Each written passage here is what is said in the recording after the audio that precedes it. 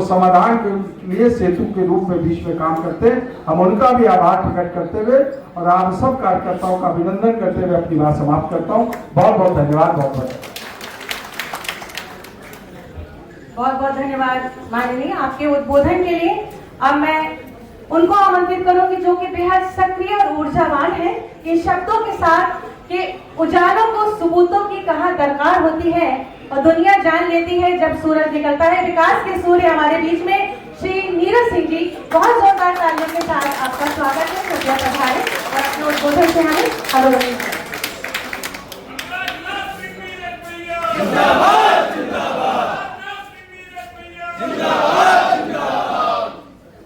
बहुत बहुत आभार, बहुत बहुत आप सबको धन्यवाद। काफी लंबे समय से आप सब लोग यहाँ पर बैठे हुए हैं। मुझे लगा था कि जब तक मैं पहुंचूंगा तब तक पहली दो पंक्तियां ही भरी होंगी, पर मैं देख रहा हूं कि आप सबकी सहनशीलता, पहली दो पंक्तियां तो भरी हैं, भले पिछली दो खाली हो गई। आपके लिए रात भर बैठ सकते हैं। नहीं, मैं रात भर बैठ सकता हूँ। नहीं, मैं रात भर बिठाने वालों में नहीं हूँ। मैं आभार व्यक्त करता हूँ हमारे विधान परिषद सदस्य और पूर्व महानगर अध्यक्ष श्री मुकेश शर्मा जी का, जिनकी निधि भी आज इस क्षेत्र में लग रही है।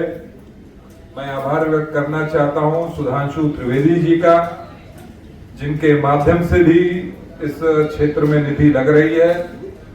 मैं आभार व्यक्त करना चाहता हूं माननीय रक्षा मंत्री जी का, जिनके आशीर्वाद से एक और विकास के कार्यक्रम में हम सब लोग आज एक साथ एकत्रित हो रहे हैं। मंच पर विराजमान हमारी महापौर आदरणीय सुषमा खड़गवाल जी, हमारे अध्यक्ष भी हमारे बीच में थे अभी, वह भी वर्चुअल में जुड़े हुए हैं।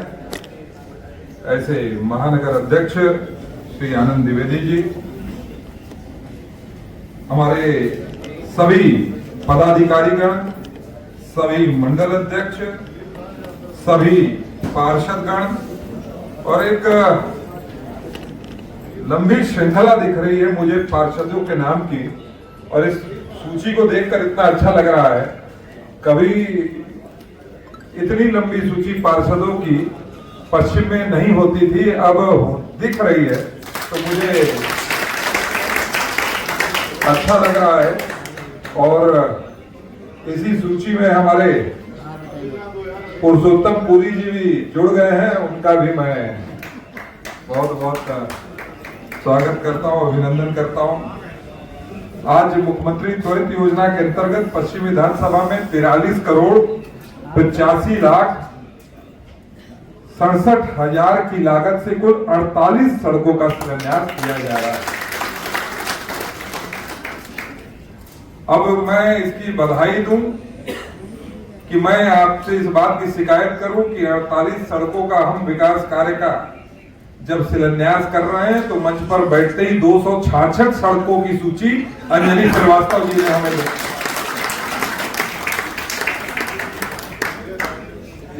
266, पर ठीक है, अपेक्षाएं जहां से होती हैं वहीं से व्यक्ति कहता है। मैं अभी उत्तरी विधानसभा से भी होता हुआ आ रहा हूं। करीबन 25 करोड़ की परियोजना की वहां पर नींव रखी गई। जब मैं इस बात को कह रहा था तो मैं देख रहा था जो भी सामने बैठे हैं उनके चेहरे के भाव में कोई परिवर्तन ही नहीं आ रहा है। तो मैंने कहा उनसे कि मैंने बोला कि ये मेरी तरफ की गलती नहीं है भाई। क्या है कि माननीय रक्षा मंत्री जी ने हम लोग को आदत दिला दी है कि 2500 करोड़ 2000 करोड़ 5000 करोड़ 20-25 करोड़ के काम जो है हम लोगों को काम समझ में नहीं आते। अभी कुछ दिन पहले गडकरी जी आए तो लखनऊ से सीतापुर के सड़क का चौड़ीकरण का उसको 6 लेन बनाने का घोषणा हो गई। मैंने माननीय गडकरी जी से कहा था एक कार्यक्रम में दैनिक जागरण के कि माननीय गडकरी जी, इस लखनऊ के अंदर जवानों को समर्पित शहीद पथ है, किसानों को समर्पित किसान पथ है, हमारे वैज्ञानिकों को भी समर्पित एक सड़क होनी चाहिए और एक विज्ञान पथ भी होना चाहिए। और इस बार गडकरी जी आए तो उन्होंने बोला कि वह विज्ञान पथ भी संस्तुत होता है और शहीद पथ के पैरेलल एलिवेटेड जो है पूरी वह विज्ञान पथ बनेगी, इसकी घोषणा भी हो गई। करोड़ों की परियोजना, और केवल इतना ही नहीं, उस एलिवेटेड के ऊपर भी एक और एलिवेटेड। और माननीय जी ने बताया कि वह परियोजना भी संस्तुत हो रही है। शहीद पथ तो ऊंची बनी ही थी, तुलसीदास परिसर में भी कल्याण मंडप का निर्माण कार्य चल रहा है। काली जी मंदिर में 2,27,00,000 की लागत से पर्यटन विभाग द्वारा श्रद्धालुओं के लिए एक हॉल का निर्माण कराया गया है। आज ही इसका शिलान्यास भूमि पूजन भी कराया जा चुका है। बसंत कुंज से 4 वर्ग तक पूरा पश्चिम मेट्रो कॉरिडोर का निर्माण कराया जा रहा है। आप लोग अभी मेट्रो पे है, गोमती नगर जो है मास से ट्रांजिट सिस्टम पे पहुंच गया है। इसके साथ ही कई फ्लाईओवर, ब्रिज एवं मार्गों के चौड़ीकरण का भी कार्य प्रस्तावित हुआ। और मुझे जो जानकारी है, जो हम लोगों के पास पूरा, माननीय महापौर जी भी हैं, नगर निगम के माध्यम से भी बड़े काम यहाँ पर हो रहे हैं। 2022 से अगर अब तक तमाम जो हमारे जनप्रतिनिधि हैं उनके माध्यम से 11,500 करोड़ 75 लाख के कार्य या तो हो चुके हैं या तो प्रस्तावित हैं।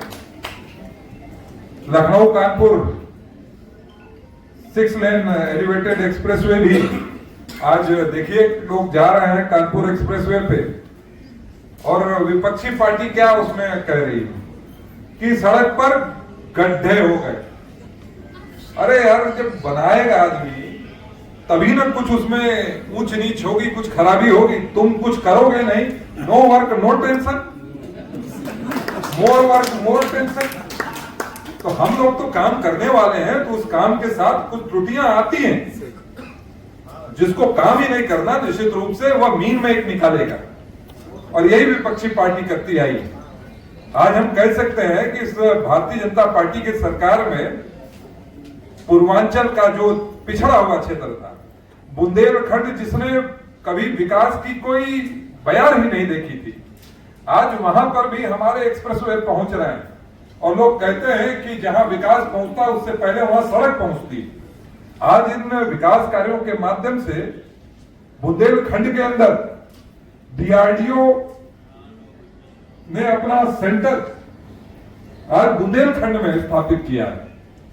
सोलर का सबसे बड़ा प्लांट हमारे पूर्वांचल में लगा है, पूरे भारत का सबसे बड़ा प्लांट। फिनलैंड के साथ एसोसिएशन में उसके राष्ट्रपति भी यहां आए थे। तो अपने आप में यह उत्तर प्रदेश के अंदर जो नए नए विकास के पैमाने गढ़े जा रहे हैं, मुकेश जी ने बताया 30 फ्लाईओवर आप कहीं पर भी चले जाइए पूरे भारत में, और बताइए कि पिछले 10 साल के अंदर कहीं पर भी किसी भी संसदीय क्षेत्र में क्या 30 फ्लाईओवर हुए? हम 105 किलोमीटर के रिंग रोड बनी। शिक्षा व्यवस्था को सुदृढ़ करने के लिए पहली बार एंटी कॉपिंग एक्ट कौन लेकर आया था? नकल अध्यादेश कौन लेकर आया था यहाँ पर कि शिक्षा व्यवस्था ठीक करनी? हम लोग जवाब भी नहीं देते। नकल अध्यादेश में पहली बार जो मेहनत करने वाले बच्चे थे उनको अपनी काबिलियत के आधार पर वह उचित स्थान तक पहुंच सके, उसका मार्ग प्रशस्त किया था नकल अध्यादेश ने। और मुलायम सिंह जी ने क्या किया? कहा कि आते ही ये काला कानून 40 मिनट के अंदर मैं खत्म कर दूंगा। और युवाओं ने वोट कर दिया कि ये रहेंगे तो कम से कम डिग्री हाथ में रहेगी, पास हो जाएंगे। नकल माफिया फिर से सक्रिय हो गए, किताबें खोल खोल कर परीक्षाएं होने लगी। जो जायज और नाजायज